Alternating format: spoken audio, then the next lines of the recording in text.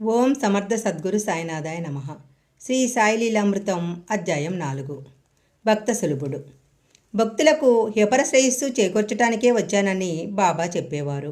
ఐహికమైన కోరికలతో బాబాను దర్శించరాదని చెప్తున్న భక్తునితో అలా చెప్పవద్దు. నా వద్దకు అందరూ మొదట అలానే వస్తారు. కష్టాలు కోరికలు తీరి జీవితంలో స్థాయి చిక్కాక నన్ను అనుసరించి సన్మార్గానికి వస్తారు అన్నారు. అందుకే సాయి భక్త సులభుడు. భక్తులకు ఎట్టి కఠోర నియమాలు పెట్టక దర్శన స్మరణలతో ప్రసన్నులు అవుతారు. రేగే అను భక్తుడు హైకోర్టులో జడ్జిగా పనిచేశాడు. ఉపనయనమైనప్పటి నుంచి అతడు ఆసన ప్రాణాయామాలతో పాటు సూర్యుని బింబము మధ్యలో శ్రీరమన్నారాయణుడు ఉన్నట్లు జానిస్తూ ఉండేవాడు. అతనికి 1910లో ఒకే రాత్రి 3 కలలు వచ్చాయి. అతడు తన శరీరము నుంచి విడిపడి ఎదుట శ్రీమన్నారాయణుని చూస్తున్నాడు. ఈసారి శ్రీమన్నారాయణుడు తన పక్కనున్న ఒక వ్యక్తిని చూపి, ఈ షిరిడీ సాయి నీవాడు, ఆయనను ఆశ్రయించు అన్నారు. అతడు గాలిలో తేలి ఒక గ్రామం చేరాడు. ఒక వ్యక్తి కనిపించి అది షిరిడీ అని చెప్పి అతనిని ఒక మసీదుకి తీసుకెళ్లాడు. అక్కడ సాయి కాళ్ళు చాపుకొని కూర్చొని ఉన్నారు. అతడు నమస్కరించగానే లేచి అతన్ని కౌగిలించుకొని, నువ్వు నా దర్శనానికి వచ్చావా? నేనే నీకు రుణపడ్డాను. నేనే నీ వద్దకు రావాలి అని అతనికి నమస్కరించారు.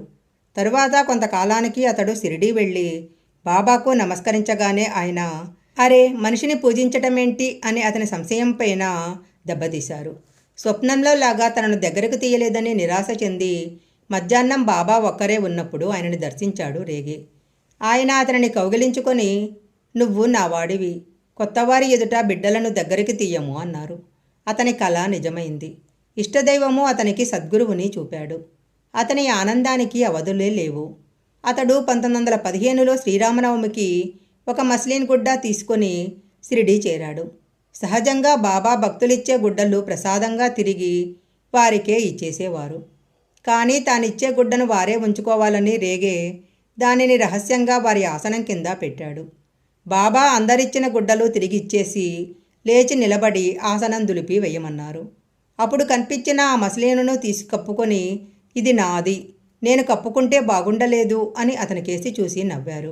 అలాగే ఒక గురుపూర్ణిమ నాడు భక్తులందరూ బాబాకు మాలలు వేస్తున్నారు. తానేమీ తీసుకురాలేదని రేగే నొచ్చుకుంటుంటే బాబా తన మెడలోని మాలలన్నీ అతనికి చూపి, ఇవన్నీ నీవే అన్నారు.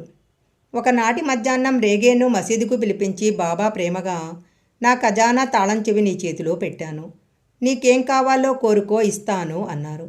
రేగే వివేకంతో, అన్ని జన్మలలోనూ మీరు నాకు తోడుండాలి అన్నాడు.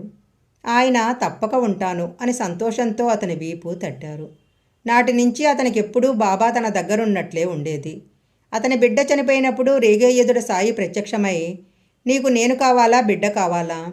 బిడ్డ కావాలంటే బ్రతికిస్తా కానీ మనకెట్టి సంబంధము ఉండదు, నీకింకా బిడ్డలు కలుగుతారు అన్నారు. మాకు మీరే కావాలి అన్నాడు రేగే. అయితే దుఃఖించకు అని చెప్పి బాబా అదృశ్యమయ్యారు. బలవంతనాథ్నే మొదటిసారి షిరిడీ వెళ్తుంటే దారిలో ఒక స్టేషన్ మాస్టర్ కలిసి సాయి ఒట్టి మోసగాడని చెప్పడంతో నాథ్నే మనసు కలతపడింది. అతడు షిరిడీ చేరేసరికి సాయి లెండే నుండి వస్తూ అతనిని చూసి, మమల్తాదారుకు చెప్పకుండా వచ్చావేంటి, ఇలా ఎప్పుడూ చెయ్యకు అన్నారు. ఆ మాట నిజమే. నాథ్నే అక్కడున్న 3 రోజులలో ఇలాంటి లీలలు ఎన్నో చూశాడు. అతనికి బాబాపై విశ్వాసం కలిగింది.